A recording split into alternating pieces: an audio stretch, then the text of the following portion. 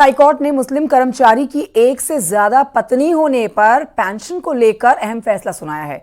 Court ने कहा है कि ऐसे मामलों में पहली पत्नी की पेंशन ही चलने वाली है, वही पहली पत्नी ही पेंशन की हकदार रहने वाली है। कोर्ट ने इसे लेकर अलीगढ़ मुस्लिम यूनिवर्सिटी के कुलपति को 2 महीने में फैसला लेने का आदेश दिया है। दरअसल याची सुल्ताना बेगम के पति मोहम्मद इशाक अलीगढ़ मुस्लिम यूनिवर्सिटी के सेवानिवृत्त कर्मचारी थे कि एक से अधिक शादियां होने की स्थिति में पारिवारिक पेंशन विवाद में इलाहाबाद हाई कोर्ट ने बेहद अहम फैसला सुनाया है। जस्टिस प्रकाश पाडिया की सिंगल बेंच ने पहली पत्नी को पेंशन का हकदार माना है।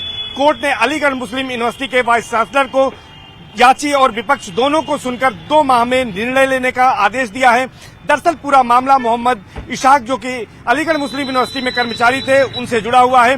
रिटायरमेंट के बाद उनकी मौत हो गई, लेकिन उन्होंने 3 शादियां की थी। दूसरी पत्नी की मौत हो चुकी है और उनकी मौत के बाद तीसरी पत्नी शादमा को पेंशन मिलने लगी, जिसको लेकर पहली पत्नी सुल्ताना बेगम ने अलीगढ़ मुस्लिम यूनिवर्सिटी के वाइस चांसलर को प्रत्यावेदन दिया और ये मांग की कि यह पेंशन उन्हें मिलनी चाहिए, लेकिन उनका प्रत्यावेदन डिसाइड नहीं किया गया, जिसके चलते वो इलाहाबाद हाई कोर्ट पहुंची।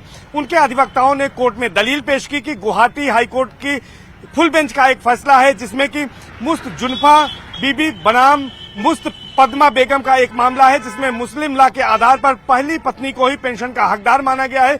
कोर्ट ने इसी आधार पर पहली पत्नी को हकदार मानते हुए इसमें फैसला सुनाया है। कोर्ट ने कहा है कि ऐसी स्थिति में पहली पत्नी ही पेंशन की हकदार है और अलीगढ़ मुस्लिम यूनिवर्सिटी के वाइस चांसलर को यह आदेश दिया है कि 2 माह में याची और विपक्षी को सुनकर इस मामले में निर्णय लें। कोर्ट ने इस याचिका को निस्तारित कर दिया है। कैमरा पर्सन उपेंद्र यादव के साथ सर्वेश दुबे, न्यूज़ 18 प्रयागराज। बढ़ते हैं आगे। झांसी के मेडिकल कॉलेज में हुए अग्निकांड के बाद पीकू वार्ड में घायल और बाकी नवजात बच्चों को शिफ्ट किया गया है। हादसे के बाद डरे परिजन और उनके रिश्तेदार अपने बच्चों की एक झलक देखने के लिए रात भर वार्ड के बाहर नजर आ रहे हैं। तीमारदार वार्ड के बाहर ही सो रहे हैं और बच्चों को जल्द से जल्द ठीक होने के बाद वापस ले जाने का इंतजार कर रहे हैं।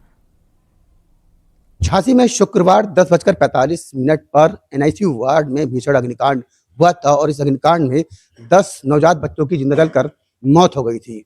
एक बच्चे की मौत और हुई है, कुल मिलाकर के 11 बच्चों की मौत हो चुकी है। इस वार्ड से तमाम बच्चे जिनको सकुशल बाहर निकाला गया था रेस्क्यू करके, उनका इलाज भी मेडिकल कॉलेज में ही जारी है। इस समय हम खड़े हैं वार्ड नंबर 5 में।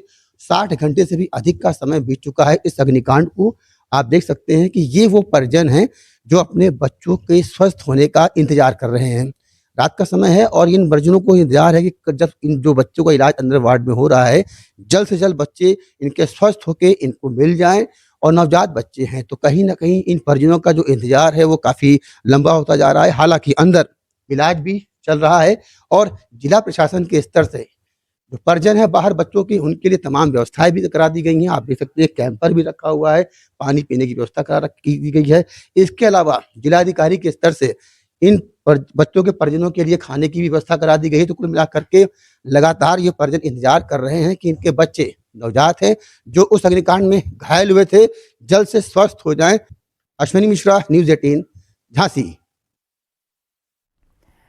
कंगना रनौत की फिल्म इमरजेंसी को एक बार फिर से रिलीज डेट मिल गई है। इमरजेंसी अब साल 2025 में रिलीज होने जा रही है, यानी कि अगले साल। कंगना रनौत ने सोशल मीडिया पर इमरजेंसी की नई रिलीज डेट का ऐलान किया है। इमरजेंसी फिल्म को लेकर लंबे समय से चर्चा चली आ रही है। इमरजेंसी अब 17 जनवरी 2025 को रिलीज होगी। फिल्म में कंगना रनौत भारत की पहली महिला प्रधानमंत्री श्रीमती इंदिरा गांधी जी का रोल कर रही हैं।